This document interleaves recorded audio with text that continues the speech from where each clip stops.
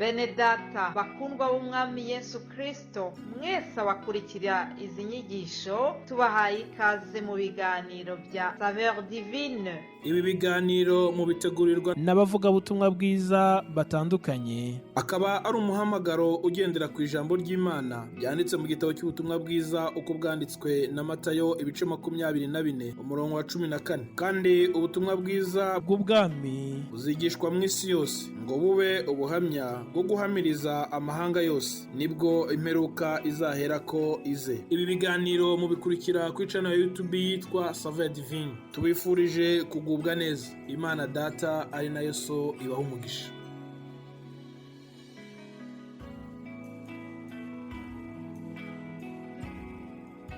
Yesu ashimwe bakundwa nshuti z'umusaraba, mwese abakurikira ibi biganiro bya Saveur Divine, ndabaramukije mu izina rya Yesu Kristo, umwami n'umukiza wacu.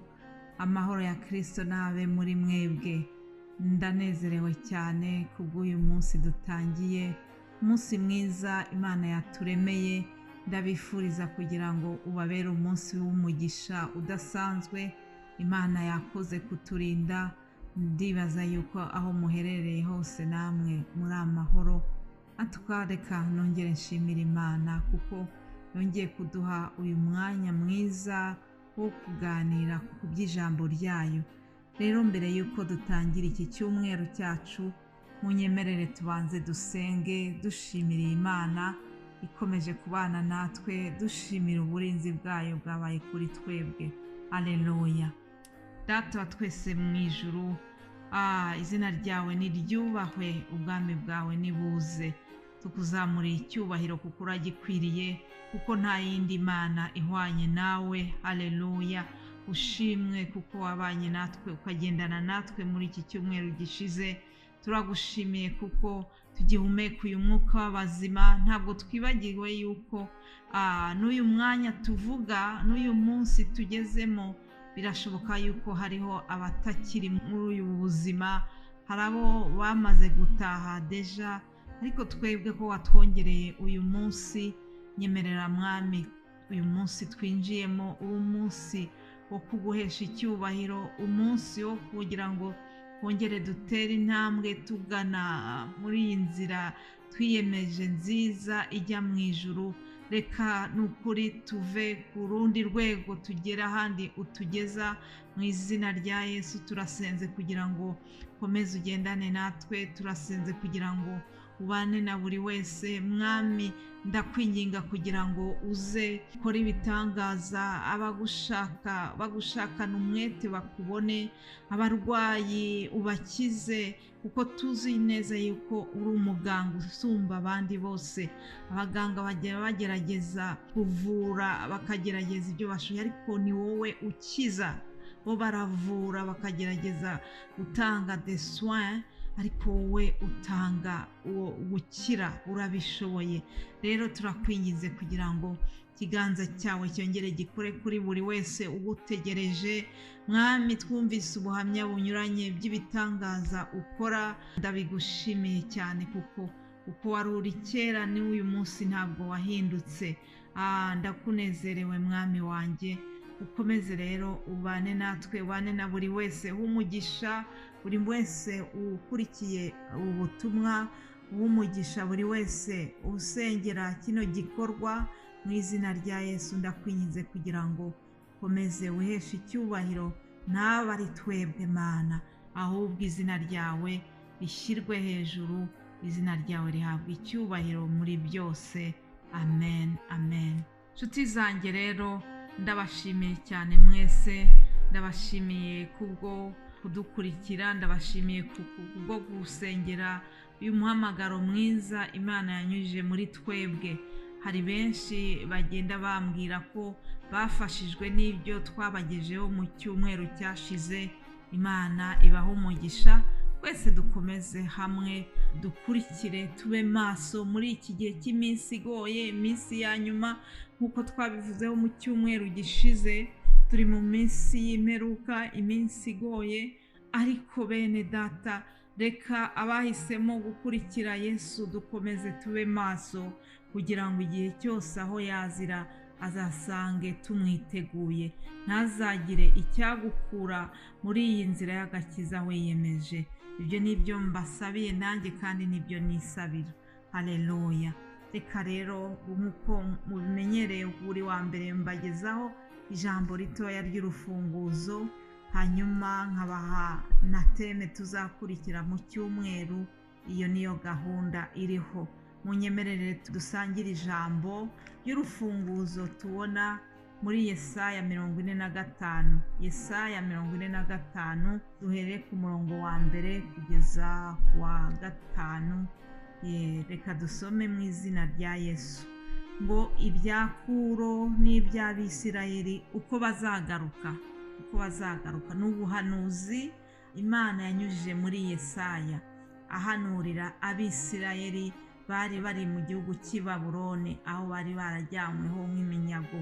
Imana iraza ibabwira amagambo akomeye yo kubatera inkunga, yo kongera kubaha ibyiringiro. Ibanyuzamo aya magambo ikoresheje umuhanuzi wayo Yesaya. Aravuga ngo ibi ni byo Uwiteka abwira Kuro, uwo yimikishije amavuta ati, niwe mfashe ukuboko kw'iburyo nkamuneshereza amahanga ari imbere ye, kandi nzakenyuruza abami kugira ngo mukingurire inzugi, kandi n'amarembo ntazugarirwa. Nzakujya imbere ahataringaniye mparinganize, nzamenagura inzugi z'imiringa n'ibihindizo by'ibyuma nzabicamo kabiri. Nzaguha ubutunzi buri mu mwijima n'ibintu bihishwe ahantu hiherereye, kugira ngo umenye ko ari njye Uwiteka uguhamagara mu izina ryawe, ari jyewe. Aleluya. Ari jyewe Mana ya Isirayeli, kubw'umugaragu wanjye Yakobo. Isirayeli natoranije, nguhamagaye mu izina ryawe, nguhimbye izina nubwo utigeze kumenya. Uyu murongo wa 5 ndawukunda cyane.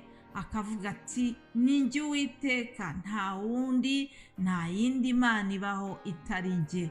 Nzagukenyeza nubwo utigeze kumenya, kugira ngo uhereye iburasirazuba ukageza iburengerazuba bamenye ko ari nta yindi Mana iriho itari jye. Haleluya. Ni jye Uwiteka, nta wundi ubaho. Ni jye urema umucyo n'umwijima, nkazana amahoro n'amakuba. Haleluya. Ni jye Uwiteka, nta wundi ubaho. Hanyuma ubu ni ubuhanuzi bwiza bwahawe aba bantu Abisirayeli bari mu bihe bikomeye, ariko Imana iraza batumaho uyu Kuro. Nubwo atari umuntu rwose wizera Imana ya Isirayeli, ariko mu gihe gikwiriye Imana yamugiriye icyizere, aba ari we ihitamo kugira ngo imukoreshe. Nuko iraza ibwaniriza ubu bwoko bwayo, irababwira ati, nzakujya imbere ahataringaniye mparinganize.